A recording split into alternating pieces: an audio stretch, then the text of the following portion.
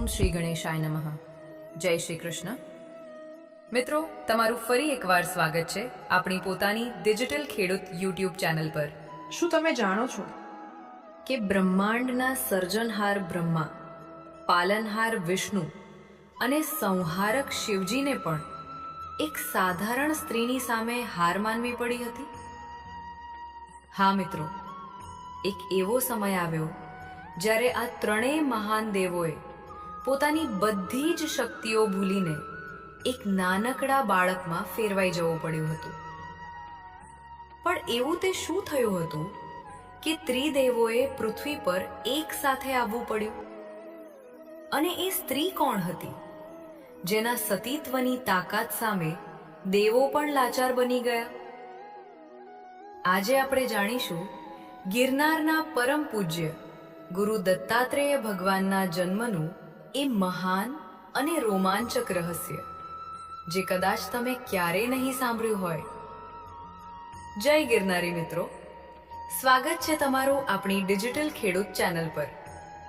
જો તમે પણ ગુરુ દત્તાત્રેય ભગવાનના સાચા ભક્ત છો અને ગિરનારના ઇતિહાસમાં રસ ધરાવો છો, તો કોમેન્ટમાં જય ગુરુ દત્તાત્રેય કે જય ગિરનારી જરૂરથી લખજો.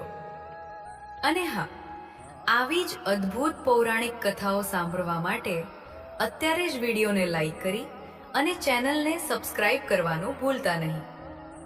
તો ચાલો આ દિવ્ય યાત્રા શરૂ કરીએ. કથાની શરૂઆત થાય છે સતયુગથી.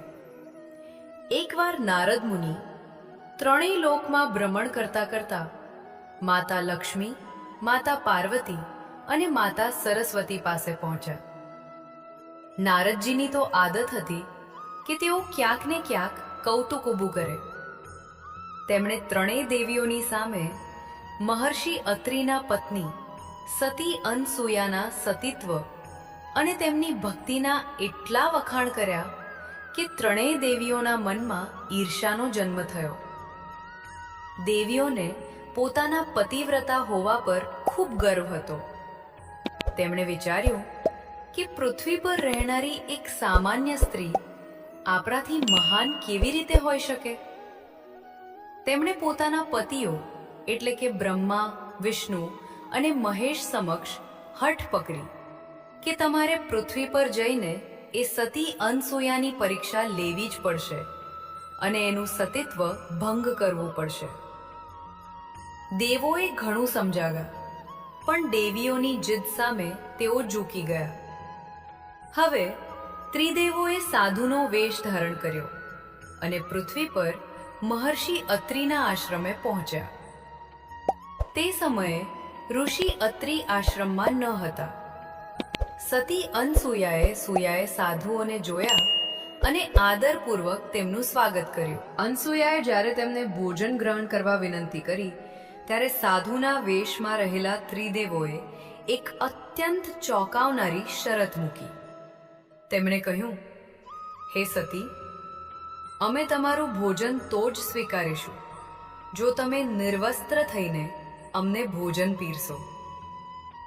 વિચારો મિત્રો, એક પતિવ્રતા સ્ત્રી માટે આનાથી મોટી આફત શું હોઈ શકે?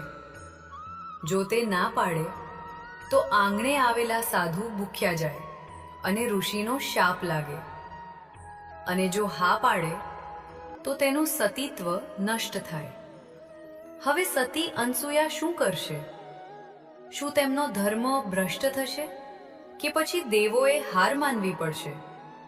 એ જાણતા પહેલા જો તમને આ વિડીયોમાં મજા આવતી હોય તો નીચે આપેલું લાલ સબસ્ક્રાઇબ બટન દબાવીને બેલ આઇકન જરૂર ઓન કરો, જેથી અમે આવી જ વાતો તમારા સુધી પહોંચાડી શકીએ. વિડીયોને એક લાઈક તો બનવી જ જોઈએ. સતી અનસૂયાએ પોતાની આંખો બંધ કરી અને પોતાના પતિ મહર્ષિ અત્રિનું ધ્યાન ધર્યું. પોતાના તપોબળથી તેઓ સમજી ગયા કે આ કોઈ સામાન્ય સાધુ નથી, પણ બ્રહ્માંડના સ્વામી બ્રહ્મા, વિષ્ણુ અને મહેશ સ્વયં તેમની પરીક્ષા લેવા આવ્યા છે. માતા અનસૂયાના ચહેરા પર એક સ્મિત આવ્યું. તેમણે કમંડળમાંથી જળ લીધું, મંત્રનો જાપ કર્યો અને પેલા ત્રણેય સાધુઓ પર છાંટ્યું અને ચમત્કાર થયો. જળનો સ્પર્શ થતાં જ ત્રણેય મહાન દેવો 6 મહિનાના નાના નિર્દોષ બાળકો બની ગયા. માતા અનસૂયાએ વાત્સલ્ય ભાવે ત્રણેય દેવોને પોતાના ખોળામાં લીધા અને શરત મુજબ તેમને સ્તનપાન કરાવ્યું. અહીં શરત પણ પૂરી થઈ અને તેમનું સતીત્વ પણ અકબંધ રહ્યું. જ્યારે ઘણા મહિનાઓ વીતી ગયા અને ત્રિદેવો સ્વર્ગમાં પાછા ન ફર્યા, ત્યારે માતા પાર્વતી, લક્ષ્મી અને સરસ્વતી ખૂબ ચિંતિત થયા. તેઓ પૃથ્વી પર સતી અનસૂયાના આશ્રમમાં આવ્યા. જ્યારે તેમણે જોયું કે તેમના પતિઓ તો પારણામાં ઝૂલી રહ્યા છે, ત્યારે તેમનો અહંકાર તૂટી ગયો. તેમણે માતા અનસૂયાના ચરણ પકડીને રડતા રડતા ક્ષમા માંગી. માતા અનસૂયા અત્યંત દયાળુ હતા. તેમણે ફરીથી જળ છાંટીને ત્રિદેવોને તેમના મૂળ સ્વરૂપમાં પાછા લાવ્યા. ત્રિદેવો માતા અનસૂયાથી એટલા પ્રસન્ન થયા કે તેમણે વરદાન માંગવા કહ્યું. ત્યારે માતા અનસૂયાએ કહ્યું કે તમે ત્રણેય મારા ખોળામાં બાળક બનીને રમ્યા છો, તો મને એવું વરદાન આપો કે તમે ત્રણેય એક જ સ્વરૂપમાં મારા પુત્ર તરીકે જન્મ લો. અને મિત્રો, દેવોના આ વરદાનથી જ જન્મ થયો ગુરુ દત્તાત્રેય ભગવાનનો, જેમના 3 માથા બ્રહ્મા, વિષ્ણુ અને મહેશના પ્રતીક છે અને 6 હાથ છે. ગુજરાતના જૂનાગઢમાં આવેલો અડીખમ ગિરનાર પર્વત ગુરુ દત્તાત્રેયની જ તપોભૂમિ મનાય છે. કહેવાય છે કે ગિરનારના સૌથી ઊંચા શિખર પર ગુરુ દત્તાત્રેય આજે પણ સૂક્ષ્મ રૂપે બિરાજમાન છે અને પોતાના ભક્તોની રક્ષા કરે છે. ગિરનારની પરિક્રમા અને દત્તાત્રેય શિખરના દર્શનનો મહિમા આખા વિશ્વમાં પ્રચલિત છે. તો મિત્રો, આ હતો સતી અનસૂયાના સતીત્વ અને ત્રિદેવોના ગુરુ દત્તાત્રેય બનવા પાછળનો અદ્ભુત ઇતિહાસ.